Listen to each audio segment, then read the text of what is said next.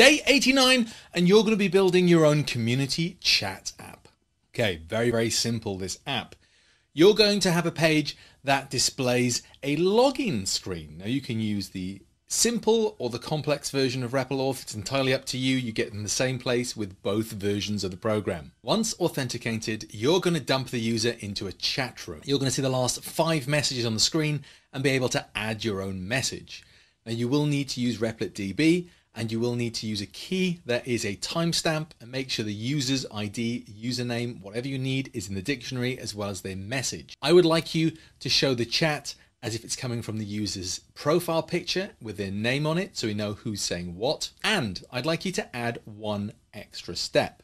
I'd like you to allow your username, you alone, to be an admin. If you log in, you should have an extra special button called admin that appears on the web page. If you click admin, you should be able to delete any message that is in the queue. That should be done very, very simply with a button that is marked delete on every message that just sends a command to the database to delete that message ID.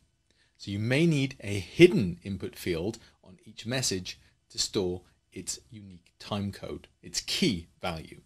Once you've got this working, we're not going to worry about automatically refreshing the chat. The user can press refresh for that if they want. That is nice and easy to do with a bit of JavaScript, but we've already covered 3 programming languages in this 100 days course so far. We're not going to worry about JavaScript too much now. If you're struggling, don't forget I go live every 2 weeks with Replit 101, which is our coding helpline. So you can come along to that and submit your questions for us to solve live on air on YouTube.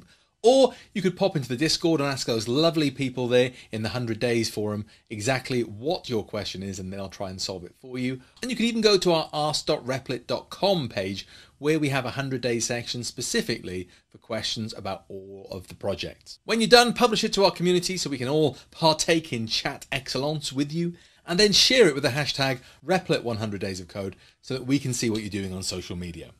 Tomorrow, we're going to be looking at JSON. No, we're not going to be creepily staring at that chap named Jason down the street. JSON is a way of storing 2-dimensional dictionaries in text that most websites tend to use.